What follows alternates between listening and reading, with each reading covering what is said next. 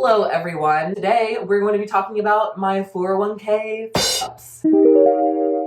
I am doing laundry, by the way. I just felt like I could make a video while I'm doing other things. I'm a millennial. I'm a multitasker. I'm a whatever. I'm just gonna do it. Yeet! There's a couple things that I did wrong with my 401k. We're gonna get right into it so that you can avoid the same mistakes. If you're new to the channel, hello, my name is Trey. I make videos on personal finance because I have my ultimate goal of leaving my 9-to-5 life. If you're interested in that journey, feel free to check out this video in the description. I'll detail why I want to leave my job, even though I don't quite hate it. Okay, spoilers. All right, so my 401k journey began when I was a little baby, like fresh out of college. It was 2018. I was 21.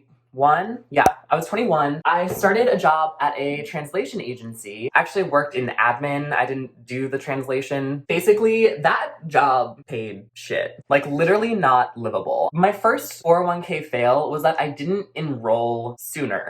I was making such little income that I didn't think that I could even afford to participate in the program because I had so much student debt. I also had a car loan that I needed to pay off. I just honestly wasn't keeping track of my spending, so I didn't understand that I actually did have enough income to enroll in the 401k. I could have started 6 months after my start date, so I could have started in December of 2018. However, since I didn't quite believe that I had the funds to start, I delayed it, I think 3 or 4 months. It was April of 2019. If I had started 4 months earlier, I could have put another like $150 per month in there. So $600, I could have had another $600 that could have been making compound interest over the past couple years. And $200 of that was free money. So I basically just passed on $200. We come to mistake number 2, which is that when I did finally decide to participate in April of 2019, I did not contribute fully to the match. My company offered a match of 5%. However, it was one of those things where 3% was matched 1-to-1, and then at 4% and 5%, they matched 1-to-2. So it was like 0.5% at 4% and 0.5% at 5%. So basically they contribute a 4% match. You had to put 5% of your own income to be able to get all 4% of their match. So because I was stubborn and I didn't really like the company and I was not the most financially savvy, I did not contribute up to 5%. I contributed up to 3%. Again, partially because I thought that I couldn't even afford to do this in the first place. Oh my God, it's taking me forever to fold this one shirt.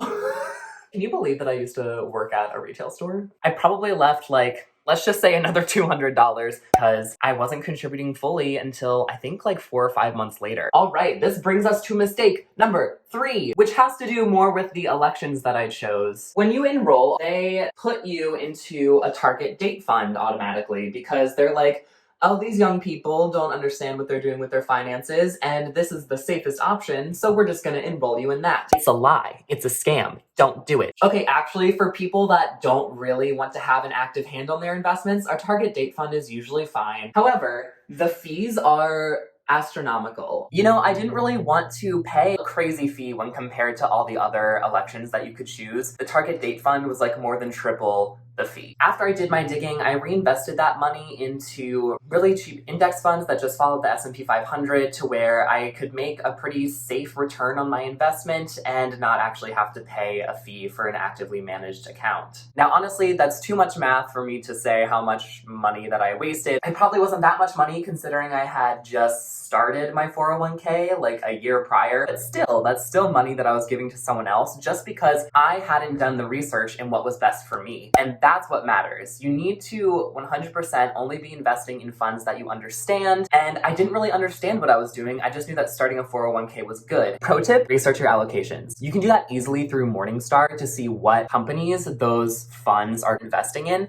So you can actually diversify your portfolio by choosing different investment accounts and seeing exactly what companies those investment accounts are investing in. Once I reallocated my funds, I had a pretty healthy balance of like tech companies that I was investing in, retailers, real estate, and I also contributed a little bit to bonds. I at least wanted to have a small percentage of my funds in somewhere more safe than large growth stocks, just in case. All right, y'all, that brings us to mistake number 4, which again has to do with the actual elections that I decided to allocate my funds to, and that is that I was not investing in funds that matched my risk tolerance. Again, if we think about that target date fund, I believe like 10 and like 20% of it was invested in bonds. I actually only have like 5 to 10% of my investments right now in bonds just because I have a pretty high risk tolerance. You know, my 401k balance right now is not that large, and I am pretty young, and I have decades to be able to risk my money in swings in the stock market. I am okay with being more risky with my money while I'm young, so I can get the best time in the stock market and hopefully really gain a lot of money off of those days by having most of my funds be invested in large growth accounts. And at the end of the day, if I lose a lot of money off of that in the long run, I can at least say that this was a decision that I made for myself, and it wasn't something that I just blindly chose. Those allocations were my choices. All right, we saved the best mistake for last, y'all, and this is gonna be more of a story. So the last mistake that I recently made with my 401k is that I incorrectly rolled over my 401k. When I switched companies, I needed to roll over the 401k from my previous employer to my new employer. I could have let it sit, but I just wanted everything in one spot. It's just easier to track, and also I could be using one software to actually see my entire investment portfolio. I wouldn't have had to like create pie charts that encompassed both accounts. It was the first time I had ever done that. There was so much paperwork on both sides, both my account that I needed to roll over and the account that I was going to roll over to, and I messed up. So this is what I did, and please don't ever do this. This is your warning. Do not ever do this. Yeah. So basically, the mistake that I made was assuming that everything could be done from the original 401k holder. And by that I mean, I thought that I could contact the person that held my first 401k and just tell them to roll it over to the new one and that it would be handled. I mean, you have to request a distribution, but what I didn't understand was that I had to go to my new company's 401k holder and request them to like accept the distribution. It was very confusing. There was a rollover form that I had to fill out from my new employer's 401k, and I just did not do that. So basically what happened was I requested a distribution from my former employer, and then the form that I filled out, I actually sent to my new employer themselves, not the 401k holder. I sent 2 checks from my previous 401k to the headquarters of my current employer.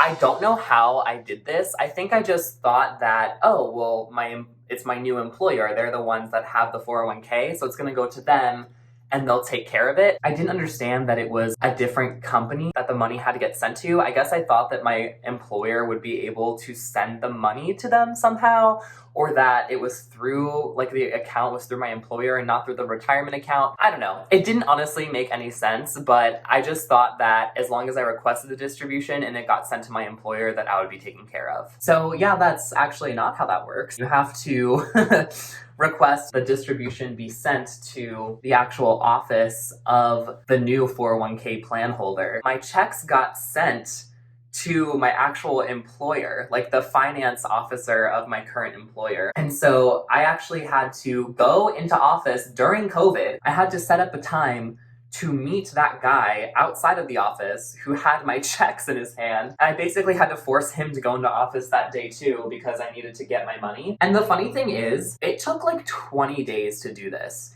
And I don't know if you know, but you only have a time frame of 30 days to roll over the money after you request the distribution, or else they consider the money being out of an account that long as actually having cashed out on your 401k, which is really bad because if you touch your money or if you decide to take any money out of your 401k account before you're 59 and a half, they take 20% of that entire account and pay it towards taxes. So I'm like freaking out because I had to go to my employer and I only had 10 days left to get this in the mail and actually get it to the headquarters of the new account. I was talking every single day on the phone with the new 401k holder, and they were like, well, if we don't have it by this time frame, there's nothing we can do about it, sorry. And I was like, so you're saying that if I mail it before the 30 days, even if it's just the mail's fault that it hasn't gotten to you in time, I'm gonna lose 20% of my 401k. And they were like, yeah, pretty much. So I was freaking out because I didn't have any control over the mail. Like I knew I had 10 days, but also the 401k holder was across the country.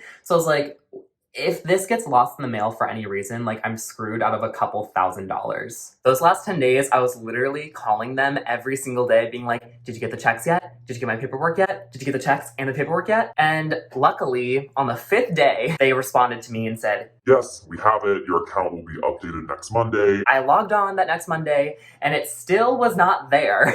So I was freaking out again. I called them again and they were like, oh, it's just taking us a minute to process it, but yes, we have your checks, everything's fine, you're not going to lose out on your money. Luckily, I did see my previous 401k balance into my new one, and everything was fine and dandy the next day. But I did still lose out on some opportunity there for that money to be in the market faster. And it would have just been really nice to not have to deal with the headache. Long story short, just make sure that whoever the account is that is receiving the distribution, make sure that you follow their process as well, and make sure that you understand exactly what they need to be able to accept the distribution from your previous 401k holder. It's gonna save you a lot of time, a lot of worrying, and a lot of time that your money could be spent in the market. There you go, that wraps it up, my 5 401k failures. I really hope that you liked this video and that you learned from my mistakes. If you enjoyed the video, please, please, please, I would really appreciate it if you gave it a thumbs up and subscribed for more content. Also, let me know if you've made any of your own 401k fails in the comments. I would love to be able to learn from everyone's mistakes, because I'm sure that there's still some things that I need to learn and there's things that I could be doing better. Until next time, guys, thank you so much for watching, and I'll see you next week with a new video. All right.